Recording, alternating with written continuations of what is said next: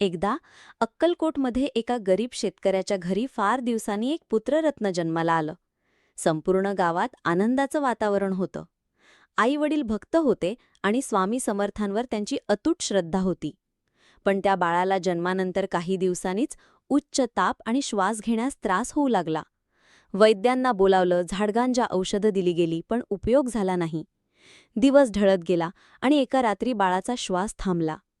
आईनं बाळाला घट्ट मिठी मारून धरण केलं आणि आक्रोश करत म्हणाली, "हे स्वामी, तूच माझ्या पोटी हे बाळ दिलंस.